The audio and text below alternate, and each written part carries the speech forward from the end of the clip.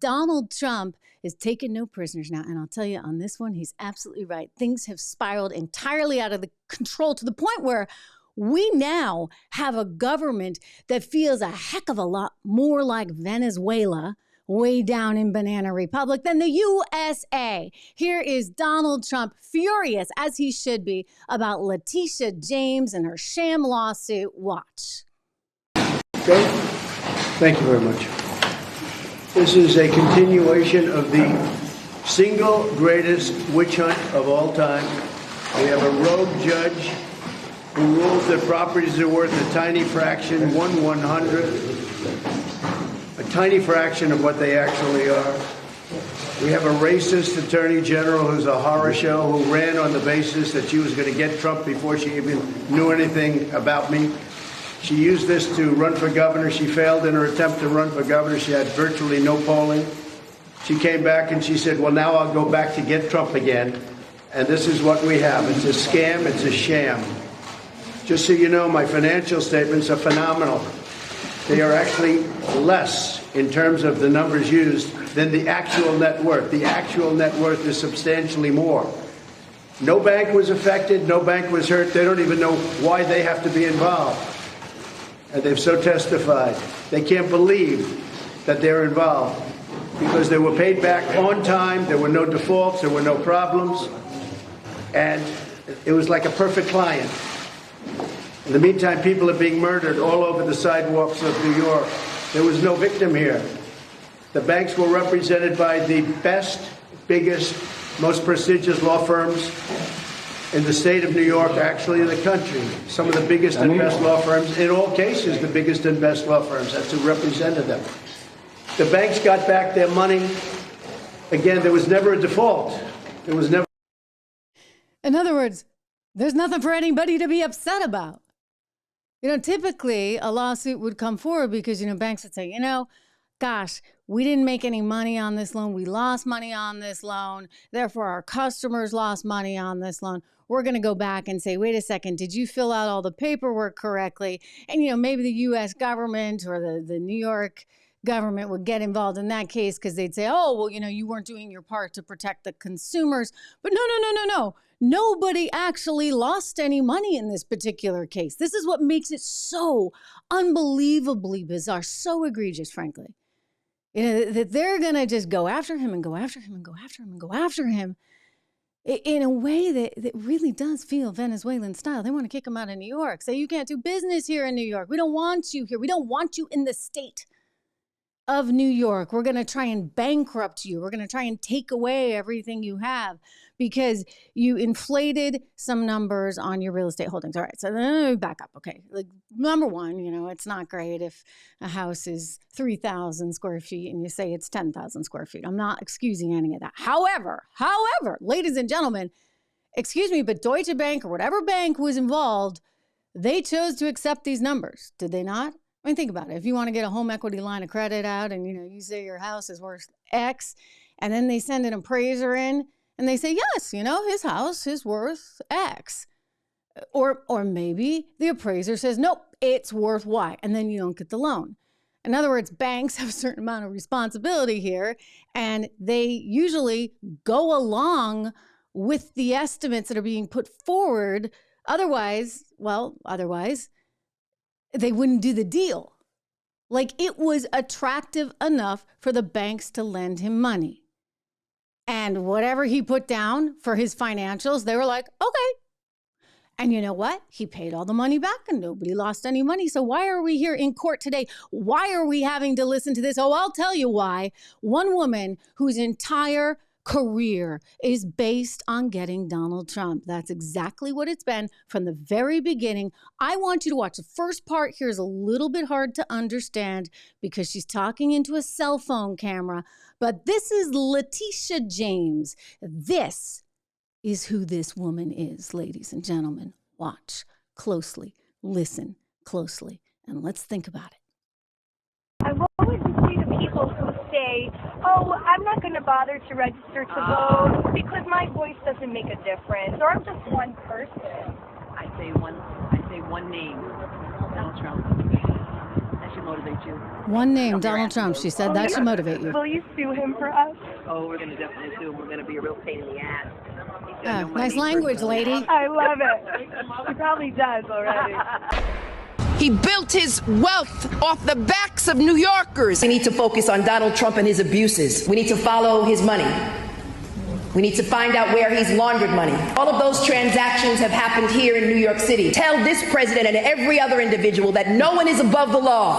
I said the bottom line is that Bottom line, there's a little music in there, so I'm going to fast forward this one only because there's rules about playing the music, and I want to be cautious. But we'll move on because there's more. This woman is something else. running for Attorney General because I will never be afraid to challenge this illegitimate president when our fundamental rights are at stake. A legal system where even the most powerful in the country cannot use a loophole to evade justice. We must do our job to ensure that the man currently occupying the Oval Office is held accountable to any and everything he has done. You see where this is heading. You see where this is going. This is a woman who has one axe and one axe only to grind. Her entire mission in life, her entire political purpose, the reason she's been able to raise money, the reason she is the AG there is why? Because she promised to go after Donald Trump.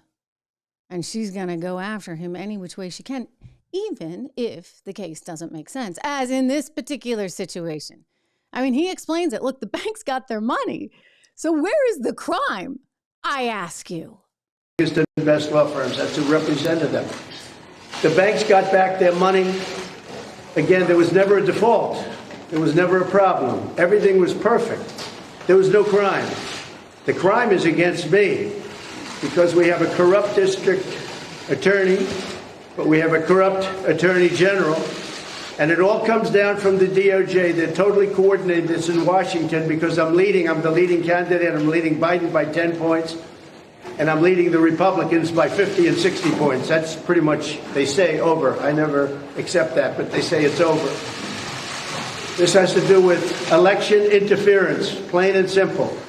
They're trying to damage me so that I don't do as well as I'm doing in the election. Our country's gone to hell. We have a country that's in decline, serious decline. We have a man running our country who has no clue, doesn't know what he's doing, and you know it better than anybody because you have to cover him. What they've done with open borders, what they've done with interest rates and taxes, it's a disgrace. So what we have here is an attempt to hurt me in an election. It's an attempt to hurt me in an election. This never happened before, where President of the United States leaves office and gets indicted. And the reason I got indicted was that I ran. If I didn't run, I'd be sitting right now at a beach like Biden does every time, even though he's supposed to be working. So very simply put, it's a witch hunt. It's a disgrace. We have a corrupt attorney general in this state. You see how she does? This trial was railroaded and fast-tracked. This trial could have been brought years ago, but they waited till I was right in the middle of my campaign. The same with other trials and indictments. It's all run by DOJ, which is corrupt in Washington. Everything goes through them. They're all corrupt people. Frankly, our country is corrupt. And that's one of the reasons I'm running. We're going to straighten it out. They have one property that's worth anywhere from 50 to 100 times what this judge put down as a value. Put down a value $18 million, and the property's probably worth could be anywhere from 50 to 100 times more than that. And a lot of those numbers could even be low. We have other properties, the same thing. So he devalued everything. I didn't even put in. Yeah, you see, he's right when he talks about a DOJ that is corrupt. And you've heard me report on this extensively. You look at what has come forward. I don't even need to say allegations, right, about Hunter Biden. Because, heck, he agreed in that sweetheart plea agreement that went away. He agreed to a couple of them. I mean, for goodness sakes, I mean, he's out there lobbying even though he wasn't allowed to because President Obama said up to all his personnel, your family cannot lobby. He didn't bother to register as a foreign lobbyist. He gets all this money from all these overseas clients, which, by the way, are all pro fossil fuel, right? He's working for all energy companies. Go figure on that one. I love how they're all like, oh, so anti fossil fuels, and yet their families, CGI, the Clinton Global Initiative, they get a lot of money from all those fossil fuel places. Think about that. Anyway, we know the corruption because we've got whistleblower after whistleblower after whistleblower, 3 of them now, coming out and saying they couldn't bring charges in Delaware. They couldn't bring charges in California against Hunter Biden because, well, the big guy has a lot to say. Well, that's frightening. That's frightening to think that Donald Trump is being sued, and it is $250 million. They want to put him out of business in the state of New York when there was no actual negative outcome. I mean, again, like the banks aren't complaining. And by the way, the banks agreed to it. They're the ones that are like, okay, yeah, you think it's worth that? Great. They're like lending him the money. He's paying it back. So this woman is searching. She's looking for a crime. She's determined to find one.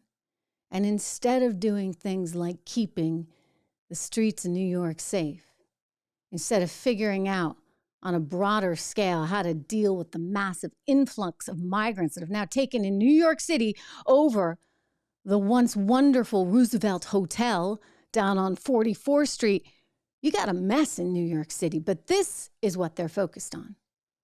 Because you see, they can't allow Donald Trump to win. And right now they're terrified he will. They're terrified he will because, well, the polls suggest, in fact, he will. He's up 10 points now. Just look at the recent ABC News Washington Post poll. And the more this kind of stuff happens, the more it boomerangs, the more it backfires. And the greater chance we see of Donald Trump winning the presidency in 2024. And this terrifies them. Ladies and gentlemen, that's what we're dealing with.